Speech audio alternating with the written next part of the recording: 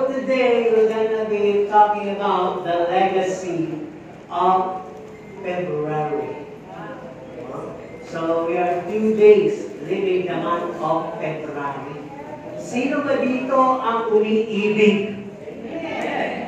Tapos may February. Sino ang nagsasabi ng I love you sa kanyang partner? Niligawan, magulang, kapatid, o karelasyon. Sino? Tapos may February, di ba? Sino nagbibigay pa rin ng regalo? Tapos na nga yung February, di ba?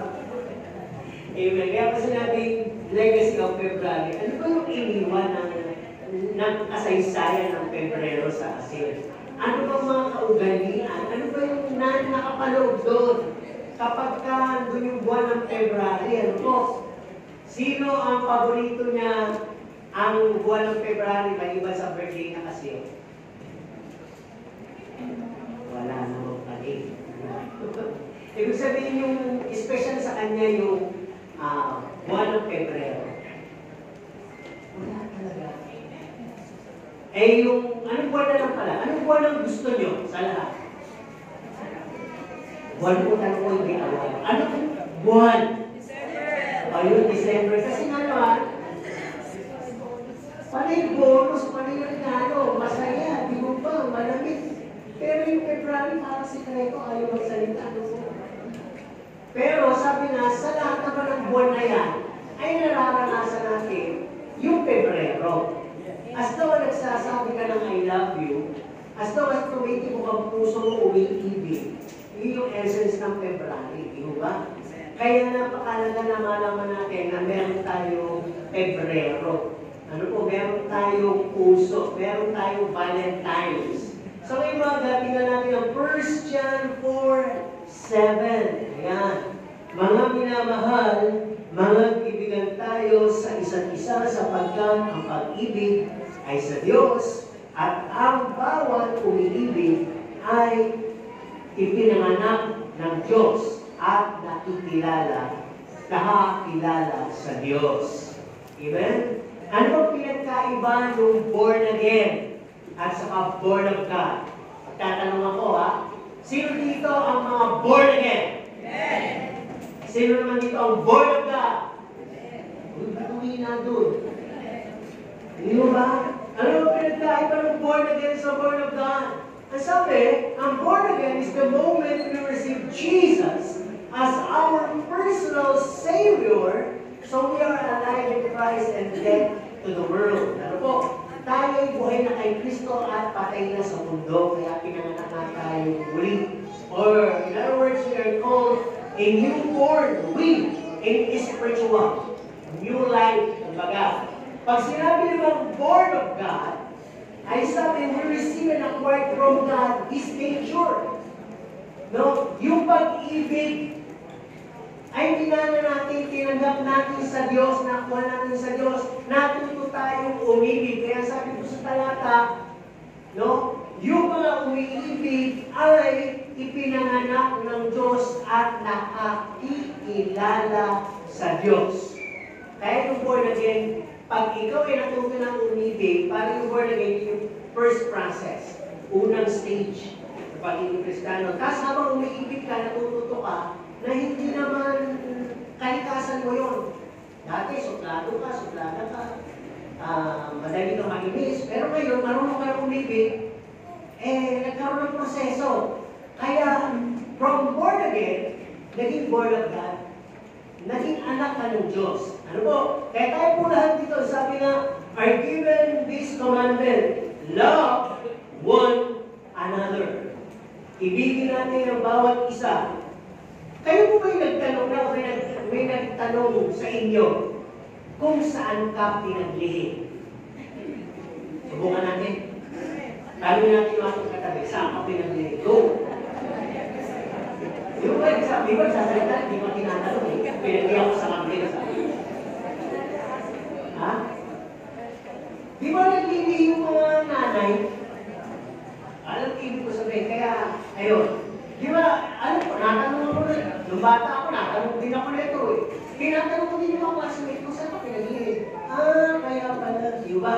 Kaya sa nakikita na May sumagot po ba? Kung saan sila pinaglihin? O, yun na po yun. Yun na po yung pagsabihin po. Ang sabi niyo, minsan nakakita tayo, sabi natin, ay pinaglihan sa alimango. Di ba? Ay pinaglihan sa baboy. Di ba? Ay pinaglihan sa kambing, sa chonggo. Di ba gano'n, di ba? Ay pinaglihan sa sama ng loob. Di ba? Di ba kagalatin siguro? Pero sabi dito, that is what is right. We've been conceived through sin by nature. Naipag-ipo tayo sa kasalanan. Nasa tiyan pa lang tayo na ating magulang, pinaghihinap po tayo sa kasalanan. Kaya, we are born with sin nature. Ngayon, para marumedyohan yun, ang Diyos na makilala natin sa Yesu Cristo, ay nagkaroon tayo ng tinatawag na pakikisa sa Kanya. At lahat ng tungkol kay Kristo, minamana po natin. At isa na nga po doon yung pag-ibig. No? So, from being born again, we inherited God's nature, so-called love. We've been born of God. Diba? Kaya siguro pwede rin yung isa to. Ano ka ba? Born again. Ano ka ba? Born of God. Diba? Kaya hindi mo pwede sabihin born of God ka kung hindi ka marunong umibig. Dahil ang kalikasan ng Panginoong Diyos ay pag-ibig. Hindi natin ang konting paliwanag. Sabi nga, mula sa pag-ibig ng Diyos, binigay na sa Yesu Cristo, John 3:16, di ba? At nasabi doon, na manifest yung pag-ibig ng Diyos sa tao, toward men.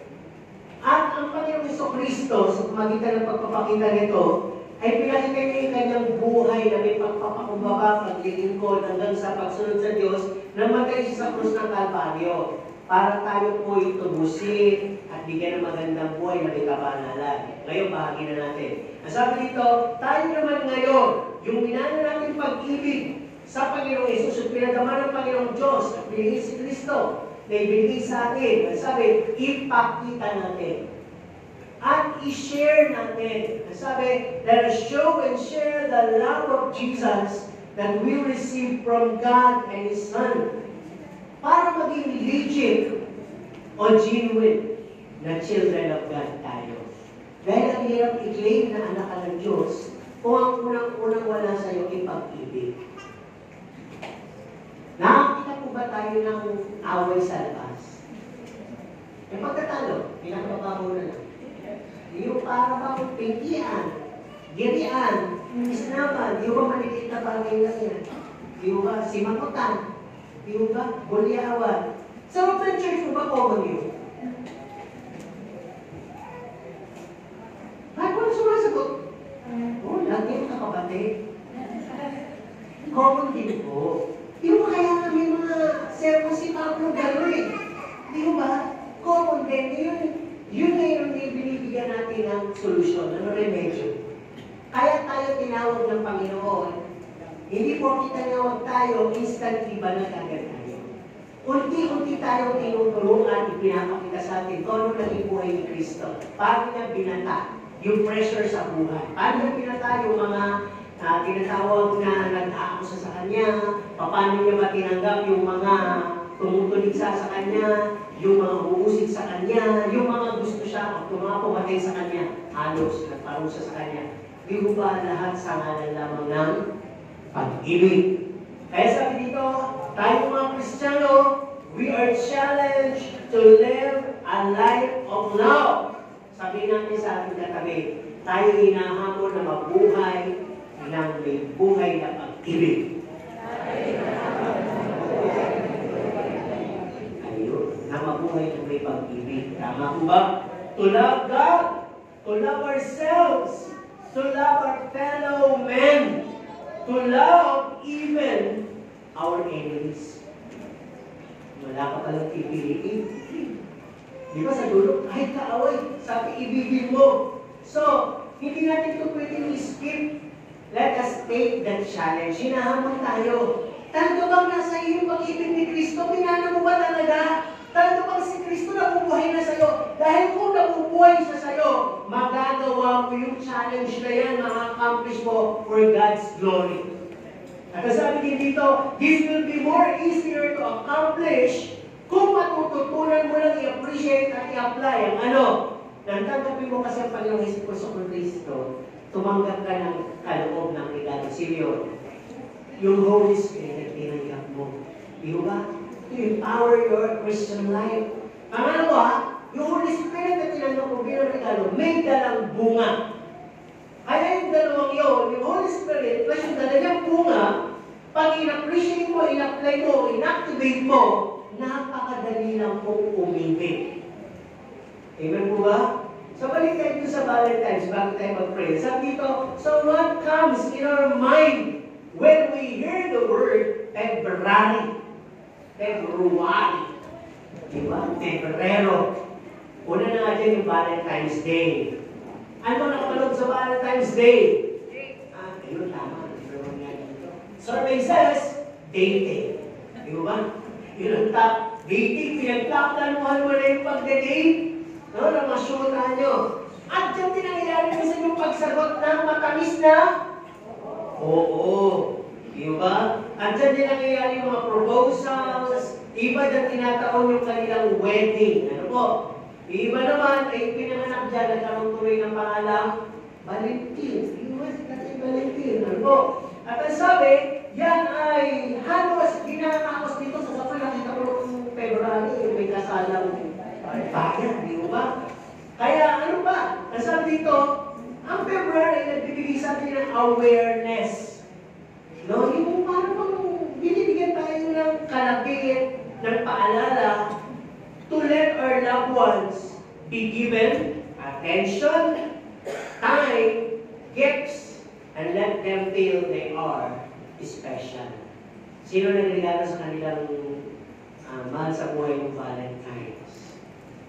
Mula sa pinakang matunog na halik na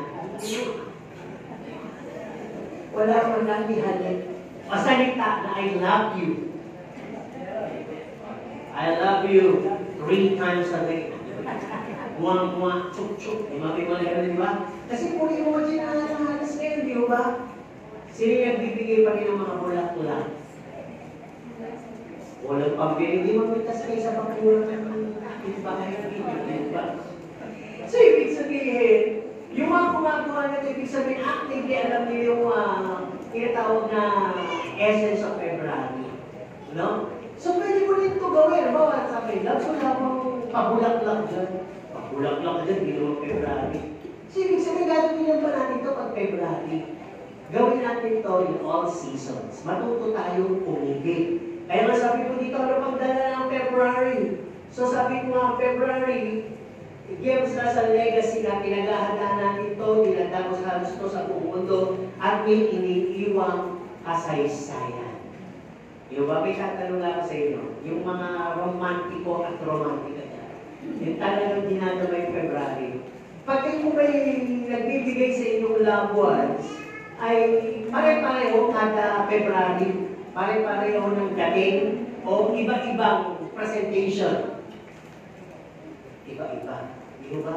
Iba? Iba na lang. Iba na lang. Hindi lang. So, ibig sabihin, napakahalaga kasi natin, di ba? May pag-ibig tayo. Yung po bang mga kausap ko ay tao ka? Nagduda ka sa sarili ko, baka mga robot.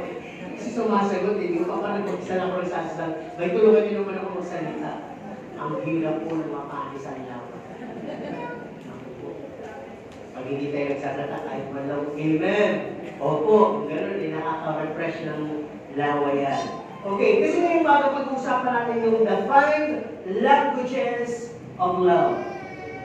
Pero bago yun, gusto ko kayong awitan kahit ako'y maus na. Nais ko kayong nadugan ng awit tungkol sa language of love. Alam po ba ninyo ang lingwahe ng Panginoon kung ano? Pag-ibig. Pag-ibig lang yung lingwahe ng Panginoon. Sa ating pag-uusapan, lahat to ay lalapatan natin ng pag-ibigan po. Hindi ko ito masyadong na-practice dahil ko pa itong kinakanta. So may kanta dito yung babae, may kanta yung lalaki, kaya medyo nag-iiba-iba yung pitch niya po. Kaya just bear with me, samahan nyo lang ako. Hindi ko sasabihin, pasensyahan nyo. Ang tingnan nyo po yung mensahe. English nga lang, pero gandang-ganda ako. Lalo na pag napapanood ko yung video na ito, nakakaiyak talaga. tungkol sa video niya. Pagka hinanap nito, sinreach niyo po sa YouTube. Kasi ng YouTube. Pakilakasan mo na lang, medyo mausapin para ma-cover na lang ng music.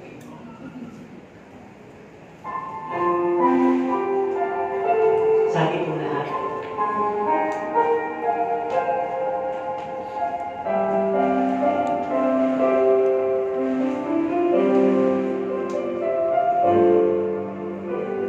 The language of Jesus is love.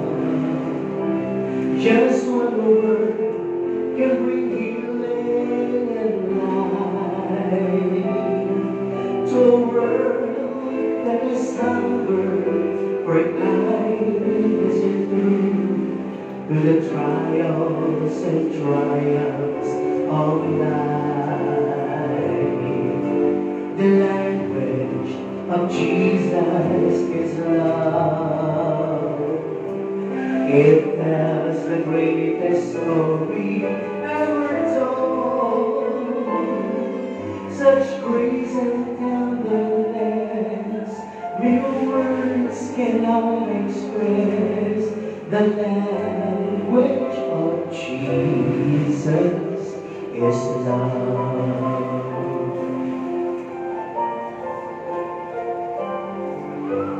I could speak with the tongue of an angel and still have nothing to say. I could tell of this world and its wisdom, but my world will just get in your way. There's a language that learned by the Spirit, and it's spoken with actions of care for the aching heart. Yes, healing start when heaven's love is shared. The language of Jesus is love. Just one word can bring healing and life to a world that is hungry for kindness and truth, through the trials and triumphs of life. The language of my precious Jesus is love. It tells the greatest story ever told. Such grace and tenderness, mere words cannot express. The language of Jesus is love.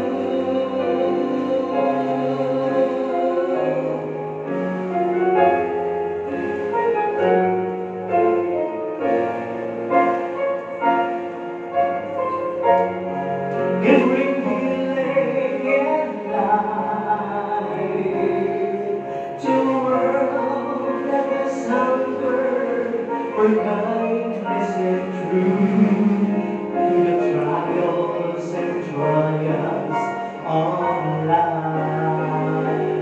Oh, the language of Jesus is love. It tells the greatest stories ever told. Such grace and tenderness, new words cannot express. The language of Jesus is love. The language of Jesus is love.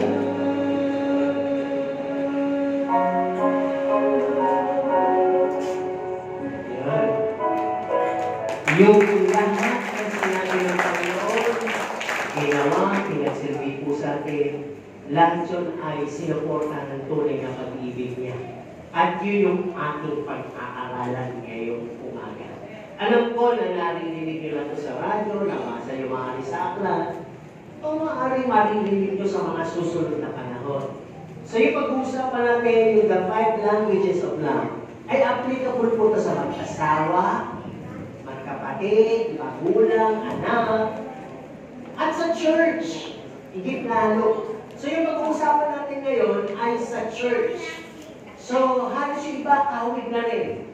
Mapapasanayan natin yung iba na pwede din pala ito bilang mag-asawa. Pwede pala ito bilang magkaibigan. Pwede pala ito bilang magkarelasyon. So lahat tayo may relasyon, hindi pwedeng wala. Di ba? Ano mo din mo? Kasi may katabi mo. Kaya mo sagutin yan. Asawa, anak, magulang, kapatid, kaibigan, etc. May relasyon na buo. Kaya napakalaga po. So go on with the 5 languages of love. Ang unang language ay tinatawag ng words of affirmation. Di ba? Sino dito yung mahilig magsalita? Nasagot nyo na yun. Yung bang inyong salita, alam ko may evaluate ninyo ito bilang ngayon nagsasalita. Siyempre, toward your kapwa, your anak, your magulang, sino ang karelasyon nyo. Yung bang inyong salita ay mas nakakalakas o nakakahina? Kayo makakapag-evaluate nyo. So since nasa church tayo, pag-usapan na lang namin yung lahat ng magaganda. Tama po ba? Kaya sabi, una ay words of affirmation. Ang ibig sabihin, this is a kind of word or a sort of words that can enlighten, strengthen, encourage, build, comfort, and restore. Bilang anak ng Diyos, ang sabi sa Bible, let your conversation be always in season. Kung baka sa kung magpapakain ka, siguraduhin mong masarap at may lasa. Kung ikaw din ay magsasalita, siguraduhin mo may lasa, may kwenta, at nakapagpapalakas, nakakapanghamon, nakapagbibigay siya ng kaliwanagan, at nakapagpapatatag, nakapagbibigay aliw, at napapanauli mo yung kalakasan. Kung feel niya wasak siya, kung feel niya durog siya, kung feel niya na walang anuman sa kanya ay naibabalik sa pamagitan ng pananalita mo. No? So lahat yung magagawa mo, ang sabi nga lahat ng pundasyon ng pag-ibig. Kaya sabi ko dito, yung salita ng Kristiyano, yung sinabi ko nga, strengthen, enlighten, encouragement, building, comforting, and restoring, ay kailangan po yan ng sanlibutan na marinig ngayon. Sino po ba dito yung nakadinig ng para kakaiba na yung narinig nyo sa panahon ngayon? Yung nasabi nyo, parang dati hindi ko narinig yun, may narinig yun. Parang dati ang sakit parang gano'n, pero ngayon tanggap na. Sino yung nagkaroon ng parang gano'n na pananaw? Di ba sa TV? Di kasi yung okrayan. Alam niyo yung word na okrayan? Yung talagang binawagabel na talaga. Yung mga salita ay talagang papahiyain ka, talagang bibigyan ka ng bagay na para ba talagang kasuklam-suklam ka, kadiri ka, marumi ka, parang gano'n. Pero tawanan lang ang tao. Di ba? Tawanan lang ang tao. Kaya sabi, ito yung mga bagay na dapat mapanumbalik natin, yung bagay na nakapagpapabuild up sa personality ng tao. Kasi pag ang tao ay cured sa mga salitang narinig niya, pag ang narinig ay puro mabubuting salita, mabubuti siya. Pag yung bata, kapag lumalaki ay wala kang sinabi dyan, kundi salbahe ka, anong klaseng bata ka, ikaw yata sa lahat ng mga bata kakaiba, ay talagang lalaki yan, you shape him or her. Na maging ganon yung kanyang personality, dinidikdik mo sa kanya yung ganon. Pero sabi nga, pag yan ay reciprocate mo at ginawa mong positive ang dating, magiging positibo o kahuhubog yung personality ng bata sa magandang personalidad na kakalakihan niya. Di ba? At nagsisimula yun doon sa bagay na sa maliliit na bagay, pinupunin mo siya. Ang sabi nga, kapag siya'y sasawayin mo, sawayin mo siya secretly, hindi sa maraming tao. Pero kung pupurihin mo siya publicly. Di ba? Huwag mo siya ipahiya sa maraming tao. Kasi nakaka-degrade yun, nakakawala yun ng self-esteem. Imbis na magkaroon siya ng tinatawag na good personality at with confidence, rightful confidence na nangyari sa kanya, teammate, nai-embarrass, nagiging dumo, at hindi maganda yung nagiging personality, nagiging mahiyain. Mahiyain, pero nasa loob ang kulot. Gusto niyo po magkaroon ng ganun anak? Para mabait pagkaharap mo, pag nakatalikod, may kulong, kumukulong, di ba? Kaya dito lahat po ito nagsisimula sa mga salitang narinig. So, doon sa akin inawit, sabi nga, yung language of Jesus, si Jesus wala siyang binanggit kahit kay Maria Magdalena na to degrade. Maria Magdalena, at una si Maria Magdalena. Hindi niya kinakagay yung kasamaan, binibigyan niya ng hustisya. Di ba? Binibigyan niya ng pagkakataon. Kaya sabi, ano ba ang mga holy words sa kapanahonan niya na-approve na? Approve ng mga harsh word, kaya nitakis na ng tao, degrading na mga sinasabi, below the belt na, puro sinungalingan na, mga embarrassing words, mga hurting and destroying words, mga words that can tear you down. Ang kalimitan, no sense at all. Wala pong sense ang mga sinasabi. Walang kabuluhan. Minsan na-highlight pa yung walang kabuluhan. Di ba? Ano ba sabi dito? Ngayon sa kapanahunan ngayon, para bang enjoy ako, pag wala yung gano'n, di ba? Hindi ko naman ito inaano kasi choice na yun. Pag nagpapa-birthday party kayo, di ba may clown? Minsan yung clown, kahit bisita, pinakaya niya, di ba? Pero ang mga tao, tawa ng lang. Ngayon, di ko na pinaya, tatawa ka na lang din, di ba? Kaya parang accepted na yung mga ganong bagay. Pero lahat po yun ay foreign words. Ang ibig sabihin lahat yun ay puro pagbaksa, puro pagmumula, puro mga bagay na nakapagpapababa sa moral ko at nakapagpapababa sa standard ng isang tao. Parang, sige, okay na mga ngayon, o kaya na lang. Di ba? Parang ganun na nangyari. Pero sabi, words can shape our personality. No? Pag sinabing words of affirmation, ang halimbawa nito at may pag-ibig, yung nagsasalita ka sa kapwa mo ng, I love you, I'm not sure ba, o kaya naman sinasabi mo, okay, we'll pray for you, papalananin ka namin. O kaya naman, okay, let us eat and coffee together. Magkapihan tayo, kumain nga tayo. O kaya naman oh, come with us, join the group. Halika, saan kayo dito? Diba? Pag ganun yung mga narinig mo, para ba all are accommodating and all are welcoming?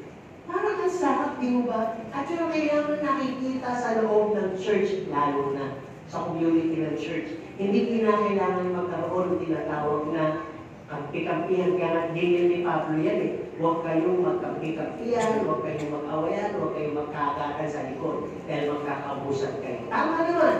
So dati pagkaugalian to. Bakit ka sa church? Eh yun nga kasi, mas nabibigyan ng highlight yung mga panunukso ng kaaway at binubuhay pa rin yung mga pagkatao natin. Pero ang nangyayari kasi dito, lingwahe pa rin kasi natin yung nangyayari. Pero pag ang lingwahe ng Panginoon na sumabuhay natin, mapipilter na po, hindi na po tayo magsasalita ng mga bagay na medyo masakit o medyo mga bagay na hindi tama. Amen po ba?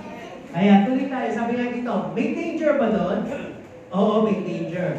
Pag nagsasalita tayo ng flattery. Kayo, alam po ba yung word na flattery?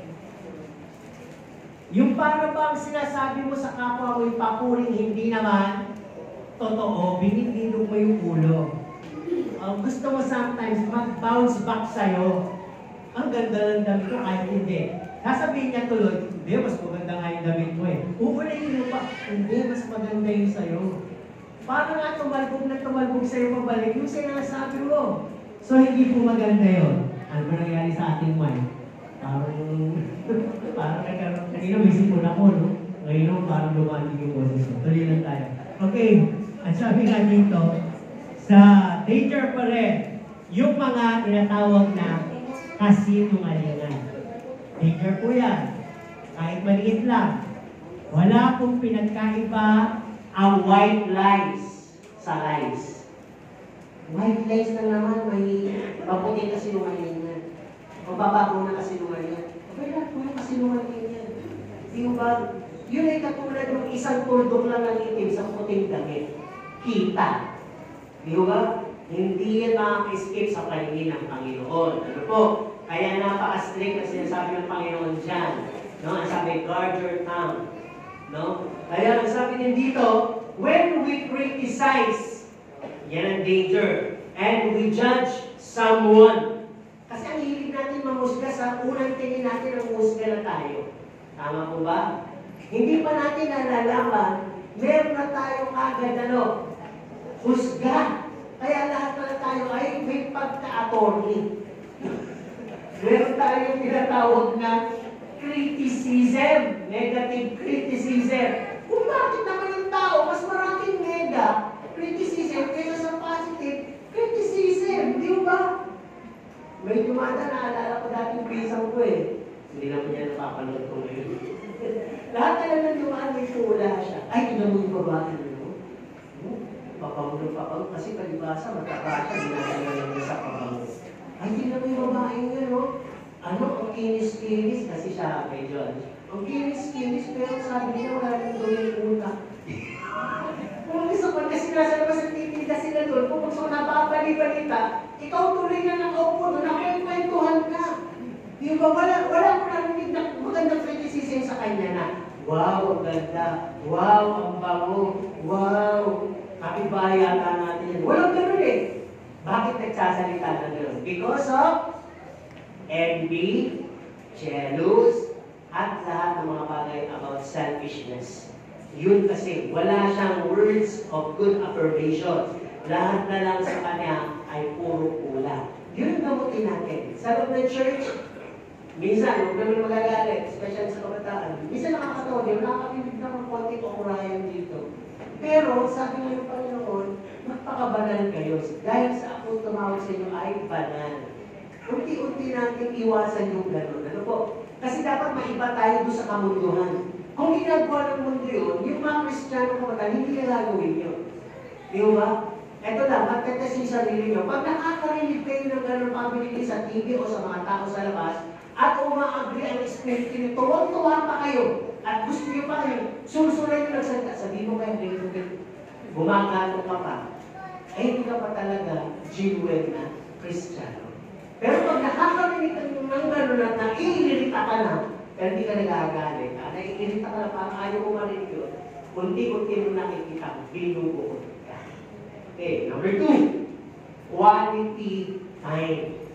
Love pa rin yan. Language of love. Pag sinabing quality time, we don't look for a time, but we make time.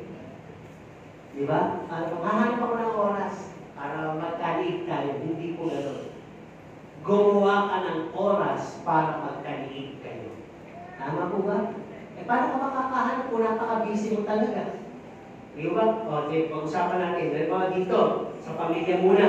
Sabi nga, pag pamilya, kumanap gumawa ka ng time. Na talagang you dine together, you walk and go together, you converse together, you laugh together, you enjoy together, you speak together. Talagang togetherness. At walang cellphone yun, ha? Sino yung nasa kainan na nagsiselfone pa, magkakaharap. Nasa sala, nanonood ng TV, nagsiselfone pa rin, kanya-kanya. Dati kasi, nung bata-bata pa ako, high school, di ba jeep, nasakay ka sa jeep. Talaga nakakausap minsan yung magkakaharap. Kasi walang cellphone. Di ba? Nagkakatanungan. Kung taga-saan ka, ganyan, nagkakatanungan. Pero may walang nag-usap. Marami na sasagasaan. Pero pababa o natutulala dahil nahahablo ka ng cellphone, di ba? At pagbaba, nagsa-cellphone pa rin hanggang nabubundol. Di ba? Kaya sasabi ka sa sobrang attention doon sa gadgets, ay nakalimutan na yung tinatawag na time. No, ma-spend niya doon sa kasama niya. Di ba? Paano magbibigay yung time dyan na makinig, magtayo, o maka-fellowship mo. Hindi mo ma-apply yung commitment, no? At hindi mo siya mai-entertain. Kasi ini-entertain mo yung social media gadgets pa rin. Diba? Kaya sabi, pag sinasabi quality time, hindi kinakailangan yung mayroon ka laging excuse. Halimbawa, ginawa, kumarap ka na ng time talaga, at nagriring yung phone mo, o hindi pwede, sandali lang. Ay, meron pala. Hindi, walang option. Pag sinabi quality time, bibitawan mo lahat ng pwedeng gumambala sa oras na ginawa mo para sa pamilya. No? So, applicable yan. Pag-usapan naman natin yung sa Diyos, quality time, no? Kailangan, yung design ng Diyos, isang araw sa akin, 6 na araw sa iyo. Tama po ba? Sinong gusto umalapan doon? 7 araw sa akin, Panginoon, na alam mo naman kailangan ko kumita. Basta sa iyo mga 5 araw sa loob ng 1 taon. Pwede bang gano'n? Pag sinabing Diyos, hindi mo siya sinisino. Kundi nagpapakumbaba ka doon sa palatuntunan niya. Kung yun ang palatuntunan niya, susunod ka. At kung mag-o-offer ka rin lang sa Panginoon ng quality time mo, sabi, all we do concerning God must be done pleasurably and with reverence. Yung quality time mo sa Panginoon, halimbawa sa mga oras nito, ay kinakailangan ganado ka. At may kabanalan. Di ba? Pag sinabing ganado ka, hindi ka inaantok. May kabanalan, hindi ka magulo, hindi ka labas ng labas, hindi ka nagagadget sa mga oras na ito. Tama po ba? Itinatamaan ba? Ewan ko lang. Itinatamaan. Pero sabi ng quality time sa Panginoon yan. No, it should be all about Him and not about ourselves and others. Tama po ba? Lahat tungkol sa Panginoon, hindi tungkol sa iyo, hindi tungkol sa iba. Anong danger nito ngayon? Lahat po kasi may danger pag sinabing quality time. Anong danger? It should not be an option. Yan ang danger. Kasi baka na sana, ay, kailangan niya pala ako. Diba? May plano mo rin sa pamilya. Ay, sandali. Ani, malaking pera to eh. Sandali lang. I-ano na lang natin. I-reschedule na lang natin. Cancel na lang natin. Ayan. O kaya naman, gumawa ka nga ng oras, hindi na nararamdaman mo kung sino man yung kaliig mo. Asawa mo, pamilya mo, o Diyos, o sino man. Para bang nandun na yung presensya mo, pero yung isip mo, nasaan? Nasa outer space. Astronaut ka na pala. Diba, naglalakbay na pala yung diwa mo. O kaya, mamaya pa yung event na napaka-excited sa'yo, andito ka nga, pero yung diwa mo naglalakbay na doon sa gagawin mo mamaya. Di ko ba? May ganun, di ba? Kaya pag sinabing quality time, the word quality itself, may kalidad. No, hindi siya tinatawag na bargain. Hindi pwedeng pahiram na oras lang, hindi pwedeng sandali lang na oras, hindi pwedeng minamadali, hindi pwedeng parang pahapyaw lang. Kailangan paglaanan mo, tugunan mo, babaran mo, mag-stay ka talaga, at damahin mo yung oras na yun. Iman po ba? Magagawa mo yun kung ginagawa mo ng may pag-ibig na quality time. The third language of love is personal touch. No? Ano bang pwedeng personal touch? Halimbawa dito sa loob ng church. Ano bang pwedeng himuin? Yung magkakaroon kayo ng personal touch. Di ba ba? Yung, hindi naman kasi ito literal. Ang ibig sabihin, yung talagang intimacy nyo, gano'n na lang. Higit pa kayo sa magkapatid. Higit pa kayo sa magnanay. Di ba may natin naman dito na may nanay ka pero malayo. Pero dito, sabi niya, nakikita ko sa iyo ang nanay ko. O kaya naman, may sabi sa iyo na, I found a sister touch in you, in your person. Para bang nakikita kong kapatid kita sa katakuhan mo na yan. Di ba? Ibig sabihin yung two intimacy nyo. So, ang sabi dito, kung may personal touch man literal, it should be with noble intention, without malice. Kung umaakbay tayo sa ating kapwa, walang mali siya. Lalo na kung lalaki sa babae. Di ba? Kaya nung kumakanta tayo minsan nung, oh, therefore, we should be one. Anong ginagawa hawak-hawak kamay. So minsan, yung iba, dinadama, may kumakalabit. Yung iba naman, sumusobra ang higpit. Yung iba naman, ay gusto ko mawala dahil pinapawisan ng kamay. At yung iba naman ay gustong-gusto nang bumitaw. Yun yung may mga malisya. Kaya sabi dito, it should be with true motives and not for a show. Kung ikaw ay umayakap, bumabati, at nagbibigay ng tapik sa balikat sa iyong kapwa, kinakailangan gawin mo ito ng buong puso. Hindi pakita ng tao. Tapos ninyo, kasi iba pwede kang yumakap, pwede kang tumapi, pero kita ng mga nasa likod ng sabi mo, di ba? Yun yung mga for a show. Hindi nakita nung niyama ko, nakita nung iba habang yung anak ka. Kaya nasabi dito, ano mga personal touch? We embrace, pwede yun. We tap at the back, we rub at the back, pwede yun. We extend comfort. Di ba minsan pag talagang kamusta ka na? Ba naman, yung hawak mo sa pagbatiin, di ba? Na parang kinamasahin mo. Kuya, kung pag-pray ka namin, kasi ako na nasa camp, pinapadama mo sa kanya yung massage mo na, andito lang ako. Andito lang kami tumadamay sa'yo. So yun yung mga personal touch. Ano pa? We kiss and greet. Humahalik tayo. Yun na siya ba ito? Actually, sa Bible sinabi ito, magbatian kayo ng banal na halik, lalaki, babae, lalaki, babae. Pero wala akong maalis ha. Baka gusto mo lang halikan dahil crush mo. Di ba ba? Sino dito yung, di ba kasi ginagawa sa TV, halik bilang harap yung lips. Di ba? Parang mahalik kayo sa labi. Di ba? So huwag yung gano'n. Hindi mo siya gagawin for your own, tinatawag na last. Kundi gagawin mo siya as a noble act. May paggalang. Ano pa yung mga tinatawag na personal touch natin?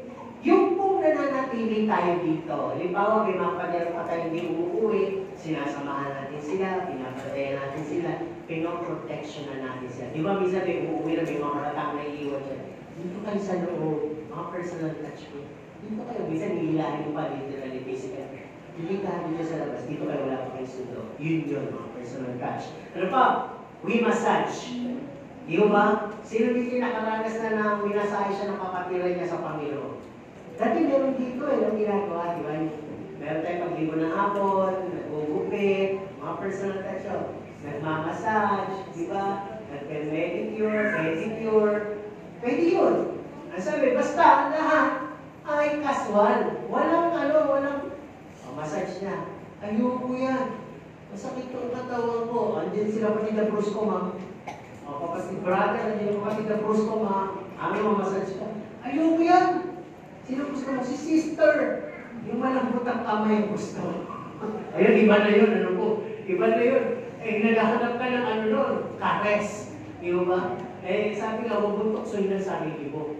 No? Hindi yun aprobado. Okay, ano pa sabi dito? We nurse a sick family or friend or members in the church.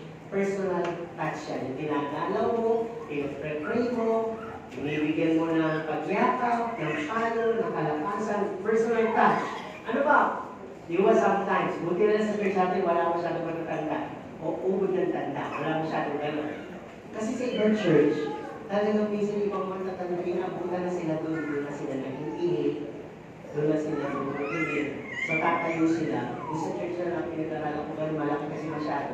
Ang lalayo ng CR, isa na sa taas. Kamisan, lilinisin mo yung personal touch. Di ba? Bakit? Ilalabas siya kung nangyari na iyak na lumit, lumabas. Abay, lahat kayo ay mapipintasan. Yung madali ka church na yun eh. Papabayaan nyo na lang bang gano'n yun? Di ba? Kahit pa paano, abutan mo ng damit, abutan mo ng dahil, dito ka muna meron akong diaper, hindi ko naman nagagamit, hindi mo. Yun, pwede mong gawin yung personal touch. Ano pa sabi dito? Dati kasi meron tayong tinatawag na pag nagkakapuspusan ay sinasalo natin. Paano ba natin sasaluhin? May tinuro tayo dyan. Kung lalaki kang sasalo sa babae, saan mo siya sasaluhin?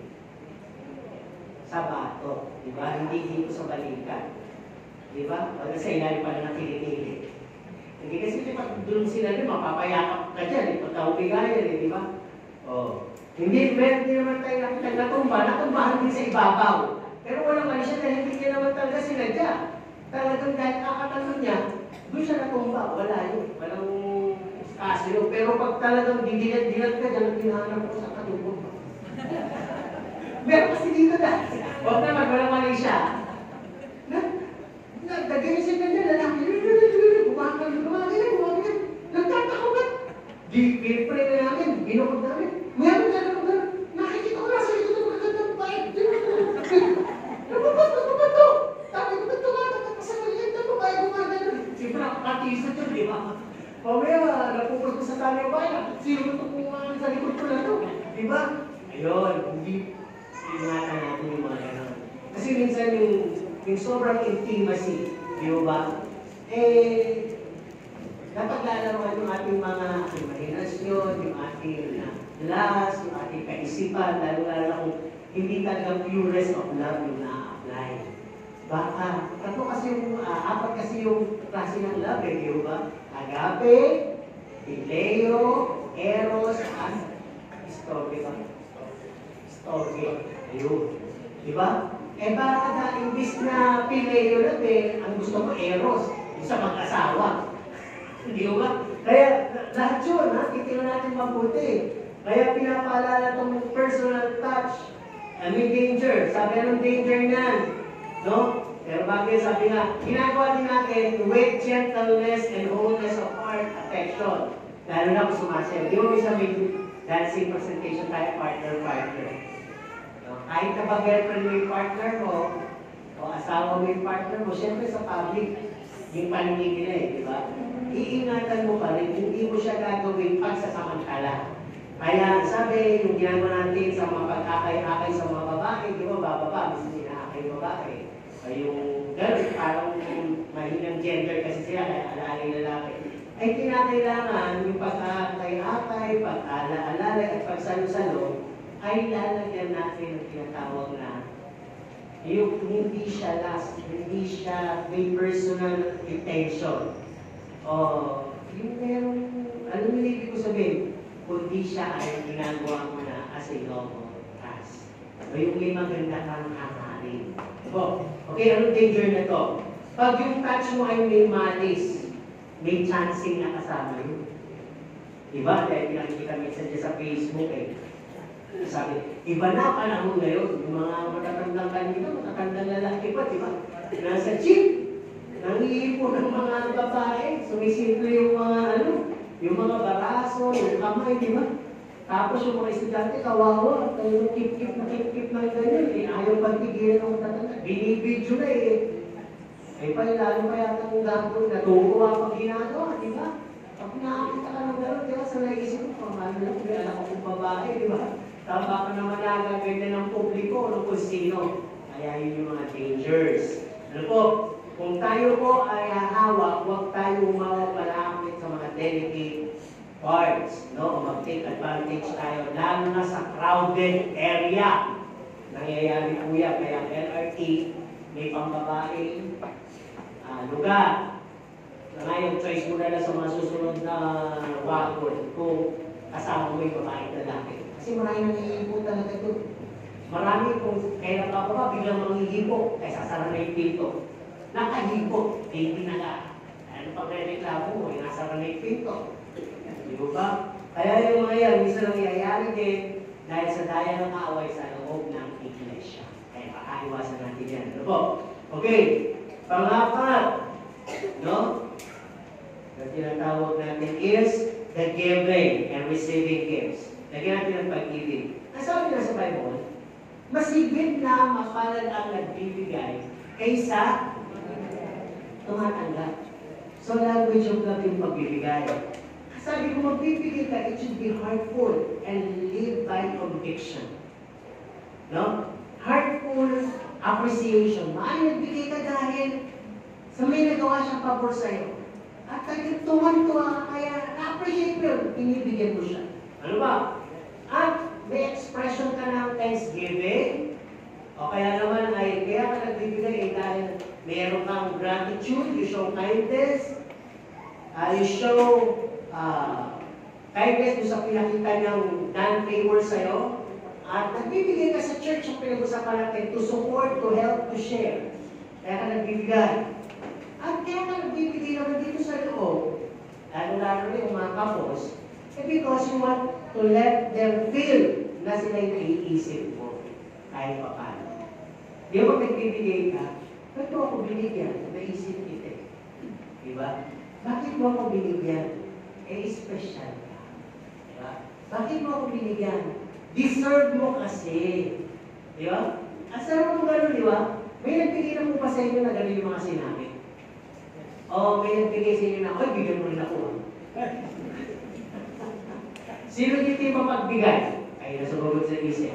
Ba't kayo nagbibigay? Alam nyo, sagot. Bakit kayo nagbibigay kayo? Para bigyan kayo pabalik. Ano yung sabi sa Bible? Ang pinaka-gantimpala as Mary, yung nagbibigay ka doon sa hindi kayang magbigay pabalik sa'yo. At sino yun? Ang kategory nun, yung mga pulubi, yung mahihila, yung kapuspalan. No? So dito sa church, may mga, sabihin natin na may mga, hindi sila capable na magbigay ng kagaya mo. So kung nagbibigay ka sa kanila na walang kung anumang motibo, ay bukod kang pinagpala. Hindi mo ba? Ngayon, sabi din dito, kung nagbibigay din tayo, ang sabi dito, ay dahil maaaring advocacy mo to, legacy na gusto mong iwan, halimbawa kaya na gusto mong ipasa sa iba. Amen po ba? Alam niyo paano nangyayari ito? Hindi naman ito kailangan yung pagsabi mo eh. Pag ito ay naulinigan sa loob ng church, o kaya ang nagsabi ay yung pinagbigyan mo. Hindi masama yun. Pero kung ito yung nagsabi, ako lagi kong binibigyan niya. Kaya ang kakaw, ang payat-payat pa rin. Kaya ko nang binigay. Kahit binibigyan ko na damit, hindi mo nagsusot na maganda. Ano ba yan? Kaya mali yun. Pero kung yung pinagbigyan na nagsasabi, ang sarap naman binibigay na sa akin. Ang dami-dami niyang damit. Let another live. Praise you.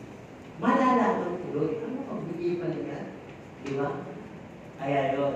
Maipapasa, matututunan, at gagawin ng mas nakakarami. Kung may nagtanong sa inyo, bakit ka nagbibigay? Ayaw niyo sagutin? Sagutin niyo na lang po sa isip niyo. Kasi sabi dito, pag nagbigay ka, you should be giving unto pleasing. Kung nagbibigay ka, siguro doon mo yung pinagbibigyan mo ay natutuwa. Amen po ba? Sino dito yung mapagbigay pero nang iinis? Wala akong makagilang na halimbawa kung di bigyan mo ng roll-on, toothbrush. Di ba? Sabi niya ng roll-on nito. At kaya binigyan ng toothbrush. Di ba? Yun minsan, wala naman para sa kanya yun. Ikaw na yung pag-isip ng gano'n. Di ba? Okay. Kaya minsan naging practical tayo. Hindi ba nakita ang bakit nagpapalista kung ano gusto mong maging regalo sa'yo? To avoid murmuring. Di ba? Kasi kahit ako, ayaw, huwag din ako bigyan ng damit. Kasi sabon na lang, panlaban ng damit. Practical na lang ako, di ba? Huwag din ako bigyan ng damit. Actually, marami din akong damit na binili. Hindi ko naman, nagandaan lang ako nung nakasabi kong binili ko parang ayaw ko na isuot. Nandun lang. Di ba kayo huwag nila akong bigyan ng damit? Siyempre, sabi nga natin, bigay na ka ng taste tayo. Pero kung talagang hard kang bigyan ka ng damit, eh sige, tanggapin mo. Pero huwag mo naman ipabigay dahil hindi mo gusto. Di ba? Sino yung gano'n? Binigyan ng damit, hindi niya gusto pinabigay sa iba. Wala. Patagalin niyo muna ng tatlo. Wala na talaga yung naaalikabukan na lang doon, di ba? Okay, tuloy tayo. Wala ka naman ibibigay kung hindi ka binigyan. Tama? Okay, ito ang danger. Ano ba yung danger? Don't give because may natira lang. Nagbibigay ka kasi may natira lang. Ano ba? Nagbibigay ka dahil ayaw mo. Ayaw mo siya, nagbibigay sa'yo. Ayaw mo. Bigay ko na lang sa iba. Ito ka pagtsatsakaan niya. Di ba? Nung binigay mo naman, ganda-ganda siya. Tuwa ka. Ikaw naman yung pangit na pangit. May ganun eh. Pero hindi po natin i-justify din yun. No? Sabi, minsan, nagbibigay tayo, o sabi, huwag ka magbigay para lang makita ka ng ibang nagbibigay ka. Sabi nung bibigay na siya.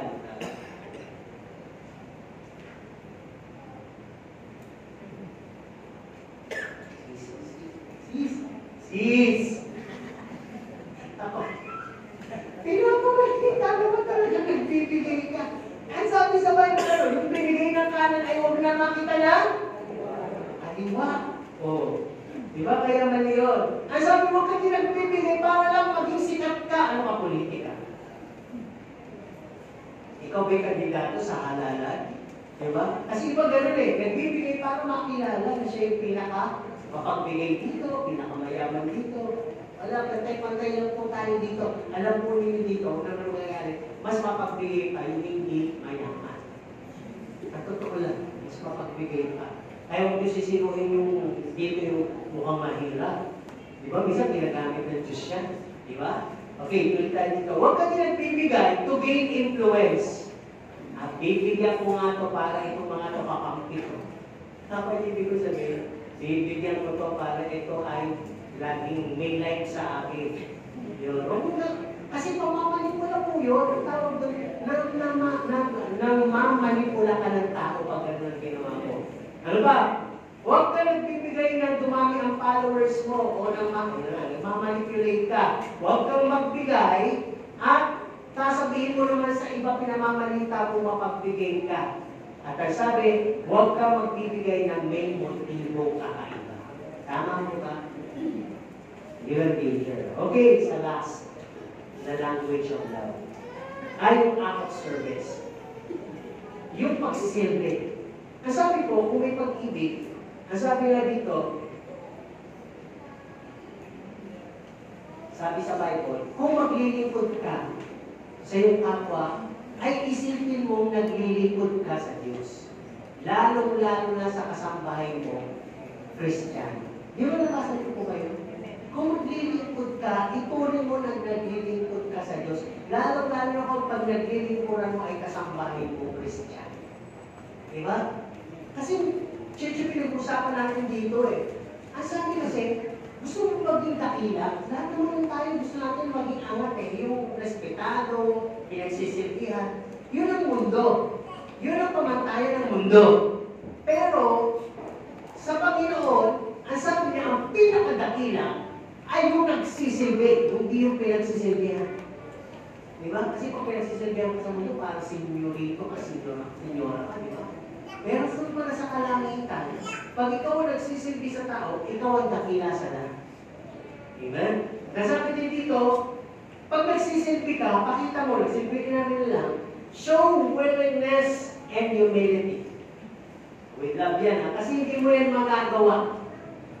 Sino dito yung likas sa kanya yung pagkan mo, mayroong distribution ng eggs, pagkain, tatayo na talaga para makitulong sa pag-distribute, pagsaserve. Ang ginagawa niyo yung tao sa puso, isa yun, sa act of service. Pero kung tinawag ka, susunod, ako na naman. Ang dami namang iba dyan. Sila naman ang kakain pa nila mga itlog. Hindi naman pa talaga ako. Okay naman, pwede naman tatayo, ako ko lang yung itlog ko. Ako pa ng iba. Kanya-kanya motibo, di ba? Kaya, dapat tinawin natin ito. Di ba? At sabi nga dito, pag ikaw ay nagsaserve, serve without expectation or any in returns. Paano yun? Halimbawa, nagsisilbi ka ng pagkain, nagsisilbi ka ng silbi, biglang nakita mo, wala nang natira, wala nang para sa'yo. Anong maging reaction mo? Masasabi mo pa kaya, sana o hindi na. Wala na. Eh paano tagal na wala na? Wala na talaga. Ano kayo mararamdaman mo? Hindi na yun. Hindi ko naalala kung wala na kang Kristiyano eh. Di ba pwede mo na sabihin, Lord, salamat. Alam ko naman na kahit nawalan ako, at least nakapagsilbi ako, paala ka na sa akin. Kaya pati mo yung puso ko. Kasi meron, eto, hindi naman yan na naman bibigay. Di ba sa iba, doon ako lagi nakakakuha ng halimbawa. Yun kahit pag-udyo, tapos yung nagsisilbi, kinikilig mo eh. Pag ikaw ganyan, Punta ako sa palengke, binitaw ko muna ang pinamili. Nagsilbi kasi may nag-iisay-isay doon eh. Pilat na langit ko, may tumayo na. Gagawin, no? Tuman-tuwa. Di ba pagkasama yung pagod at yung pagsisilbi sa Panginoon, pagsisilbi sa kapwa? Kaya sabi ko, talaga may pastora, invite ako. Yun yung gusto kong ma-inherit, makakuha. Yung talagang, kasi kapag talagang sa Panginoon, hindi mo na iyang gagawin yun, di ba? O pwede ko yung Kristiyano ka, nakakita ka ng pwedeng tulungan eh. Sa isip ko, hindi ako Kristiyano, hindi ako Kristiyano, hindi ako Kristiyano. Di ba? Para kung nagtatago ka, di ba? Pero pag talagang bold ka at meron kang act of service, language of love, ay magsisilbi ka. Sino mang makakita o hindi? Hindi mo ba? Okay, tuloy tayo. Ang sabi ko kasi dito, halimbawa sa family, paano ka nagsaserve o yung tinatawag na act of service? Di ba, kung ikaw ay babae o lalaki, pwede ka magluto, maglaba, mag-iingis para sa pamilya. Sa mag-asawa, pwedeng gawin niyo pa rin yung inyong mga duties base sa pag-uusap ninyo.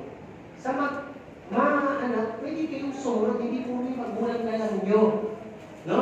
At sabi na, hindi lang yun ang ating mga pinaglilingkuran. Naglilingkod ka sa neighbor, sa others, sa mates mo, sa friends mo. Eto lang. Sino yung nagwawalis ng pakuran? Hindi bawal. Tapos yung pag-wawalis, wala naman nakatingin yung dumi. I-send doon sa tapat doon. Kapit bahay nyo. Huwag ganun. Umari-walisan nyo namin yung harapan niya, di ba? Kasi doon siya magtataka eh. At masasabi niya, ang sipag niya kapit bahay ko eh. Ito, pag-uusapan ka talaga niya. Ang sipag yun. Araw-araw yun, nag-awalis. Pati yung harapan niya, may nawalis. Kakaiba eh. Bakit? Mas ano pa nagsisimba yun doon sa usahan niya? Diba? Buhay na din yan, diba? Oo! May natutunan. Eh, paano kung ginagawa mo eh? June! Nakita mo? May CCTV pala, nakita ka. Nakita mo si kapit bahay. Si Paul na din na nagsisimba sa usana. Eh, imbis na tinapot, inatsak pa sa atin. Yung dumi. Ako, balita ko, magulungayan sa church nila. Balik ang balik kakatid pala. Di ba? Kaya baka ingatan po natin yung act of service natin. May nakakita, wala, inuutos man sana o hindi, maging likas natin na kung magbibigay tayo ng act of service, lagyan natin ang ingredients of love. Dahil hindi ka lugi pag may pag-ibig ka. Bakit ginagawa mo yan? Dapat sila gumagawa yan. Wala kang gano'n, hindi ka matitalik doon. Eh bakit? Gusto ko eh. Alam ko mo yun doon eh. Parang may gano'n. Hindi ka makatutokso, hindi ka maiiba. Kaya nga, anong dangers naman ito? No? Kung ginagawa mo yung act of service to be recognized and to be promoted. Ano yun? Kung hindi ka nabigyan ng recognition, gagalit ka. Hindi ka na-promote, gagalit ka. Ano ba? Nag-act of service ka, nag-i-expect ka pala, bilang ka ng bilang. Ako na lang ako yung naghuhugas, ako na lang ako yung natuluto. Luto ko na, hugas ko pa, ligpit ko pa, kayo pa, yung kain. Yung pa mag-act of service, ilagay mo sa isip mo na talagang katulong ka. Na maglilingkod ka at wala kang reklamo. No? Tama mo ba? Hindi mareklamo dito, masipag pero mareklamo. Sunog yun. Pero yung masipag na natutuwa, ay, may reward you. Yung ba? Sabi tayo. At sabi dito, huwag ka din gagawa with grudges and bad intentions and anger. Huwag kang gagawa kapag ikaw ay may bukod, may bad intention, o may galit. Mamaya nagluluto ka, lasunin mo na. Hindi ko yun. Hindi mo ba? Kasi may galit ka na eh. O kaya naman pagka ikaw ay tumatrabaho, panay ka bulog. Bulog ka ng bulog. Lahat na lang binubulungan mo, nag-aarap ng kakampi para kayo mag-walk out, mag-boycott, lahat gagawin nyo. Di ba, mga mali po yun. At minsan naman, sumusunod pero heartless. Yung pinakamahirap. Sumusunod ng walang pag-ibig, walang puso. Pag ganun po nangyari, kung nagluluto ng walang puso, anong tawag doon? Hindi kumpleto ang ano ang mga lutuin na dapat na may puso? Sinubukan, pare-pare. Yung ba ibig ko sabihin? Hindi po puso na sa atin at hindi puso ng baboy na sila sa natin. Puso natin. Dapat may lapan. Yung ba halata kasi pag nagluto ka na wala ka sa puso, hindi masarap. Tama. Pag tumarbaho ka na wala sa puso, madumi. Tama mo ba?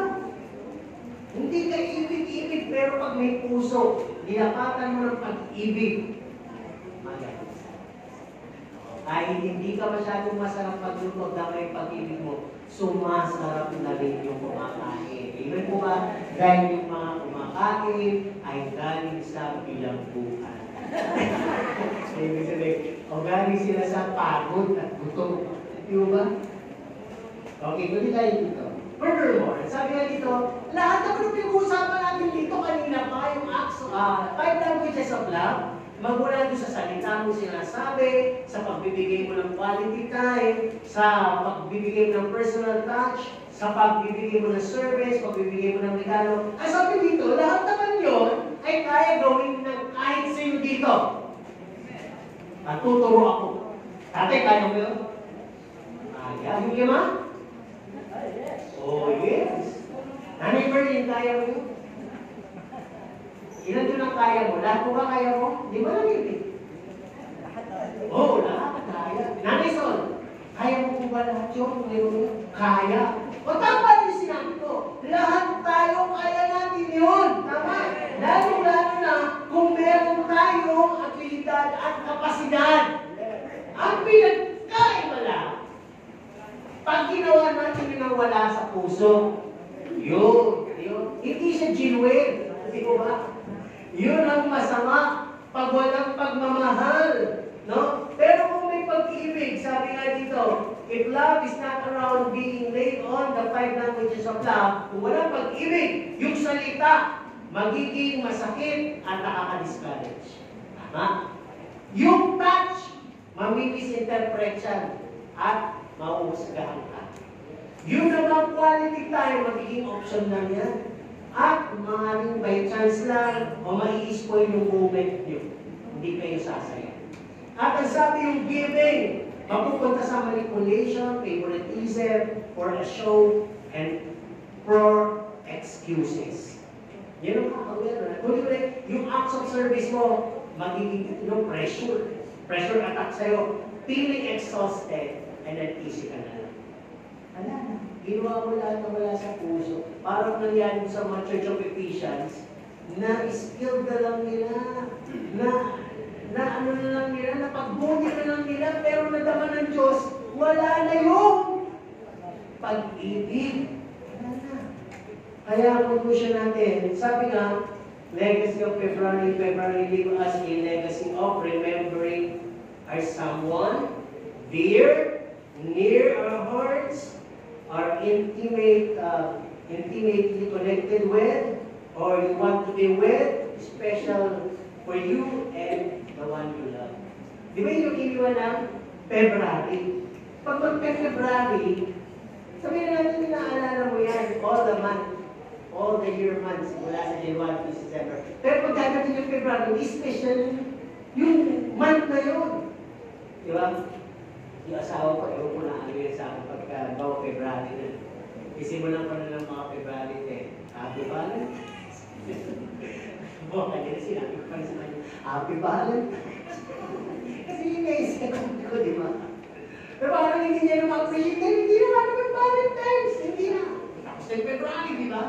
Pero yung ibig ko sabihin, iniwan tayo ng legacy. Pero ang ganda, iniwan man tayo ng legacy ng February ng gano'n, ang Panginoon nananatili sa atin. Hindi tayo iniwan. Kaya yung February mawawala, yung mga alaala ng February mawawala, pero yung binigay ng Panginoon at mismo ang Panginoon tumira sa atin, mananatili.